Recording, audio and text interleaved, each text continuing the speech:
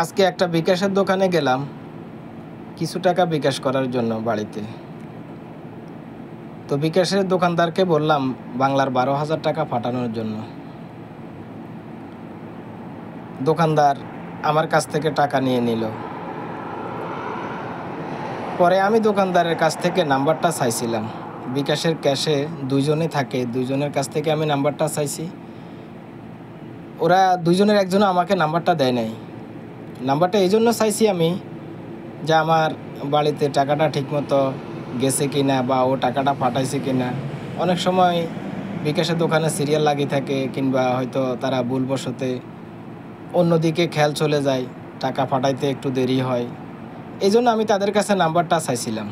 তারা দুজনের একজনও আমাকে নাম্বারটা দিল না। পরে আমি তাদের দোকানের অন্য স্টাফ থেকে নাম্বারটা নিয়ে নিলাম, নিয়ে আমি মার্কেট থেকে চলে আসছি। পরে আমি যে নাম্বারে টাকাগুলো পাঠাইছি সে নাম্বারে টাকা গেছে কি না খবর নেওয়ার জন্য ফোন দিলাম। ফোন দেওয়ার পরে এত টাকা পাঠাইছি গেছে কি না, সে বলছে না কাকা, টাকা তো আরও বেশি আসছে। কত টাকা পাঠাইছেন আপনি? তো আমি বললাম আমি 12,000 টাকা পাঠাইছি। 12,000 তো না, একটু বেশি, যাই হোক। তো উনি দেখেন, ওনারা আমাকে কিন্তু নাম্বারটা দিল না। আমি তাদের দোকানের স্টাফ থেকে ওনাদের নাম্বারটা নিছি। নেওয়াতে কতটা উপকার হয়েছে এটা শুধু আমি বুঝি, আর এখন তারা বোঝে যে কতটা উপকার হয়েছে, কিংবা একটা লোককে নাম্বার দিলে কতটা উপকার হয়। তারা আমার ওই 12,000 টাকার মধ্যে 1200 রিয়াল পাঠাই দিছে, বাংলার প্রায় 38,000 টাকারও একটু বেশি। তো আমি কি করলাম, ওই নাম্বার যে নিয়ে আসছি না স্টাফ থেকে, ওই নাম্বারে আমি 4-5টা কল দিছি। উনি আমার ফোন রিসিভ করে না। 6 নম্বর কল উনি রিসিভ করছে, তাও উনি ঘুমান্ত অবস্থা। উনি বলতেছে, ভাই এতবার আমাকে কেন ফোন দিয়ে ডিস্টার্ব করেন? আমি বললাম, ভাই আপনাকে আমি টাকা পাঠাইছি, টাকা পাঠাইতে বলছি 12,000 টাকা, আপনি কত টাকা পাঠাইছেন?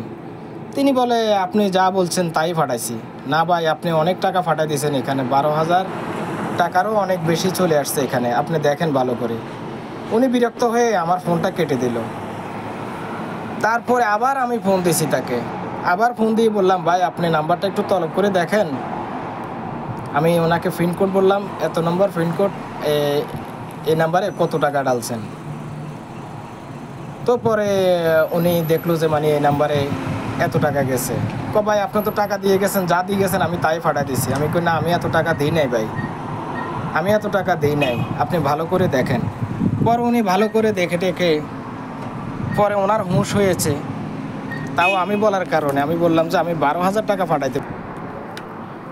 এবার 7 নম্বর কল উনি আমাকে দিয়েছেন। উনি আমাকে কল দিয়ে বলতেছে, ভাই হ্যাঁ আমি তো এখানে টাকা বেশি পাঠাই দিছি, আমি তো মনে করছি আপনি 1200 রিয়াল দিয়ে গেছেন আমাকে। আমি বললাম, না ভাই, আপনাকে আমি এত রিয়াল দিই নাই, এত টাকা পাঠাতেও বলি নাই, আমি 12,000 টাকা পাঠাতে বলছি আপনাকে।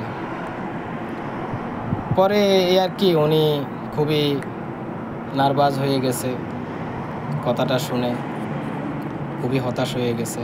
তা আমি বললাম, ভাই হতাশ হওয়ার কিছুই না ভাই, আপনার টাকাটা আপনি নিয়ে যাবেন, আপনার টাকাটা আপনি নেওয়ার জন্য একটা নাম্বার পাঠান, তাহলে আমি ওই নাম্বারে বিকাশের দোকানকে বলে দেব আপনার টাকাটা রিটার্ন করার জন্য। এই আর কি। আসলে ভাই, অনেকে অনেক কিছু মনে করে, একটা নাম্বার চাইলে একটা নাম্বারের যে মানুষের কতটা উপকার হয় এটা কিন্তু বোঝে না। একটা নাম্বার যদি থাকে তাহলে বিপদে আপদে অনেক কাজে লাগে। মানুষ কি মনে করে জানি না। আর এই টাকাটা আমার তো আর সারা জিন্দিগি যাবে না। এখানে যে 26,000 টাকা উনি বেশি পাঠাইছে, 26,000 টাকা আমার জিন্দিগি যাবে না। তো আমি ওনাকে বলছি, আপনি আপনার নাম্বার পাঠান, আমি আপনার নাম্বারে আপনার টাকাটা পাঠাই দেব।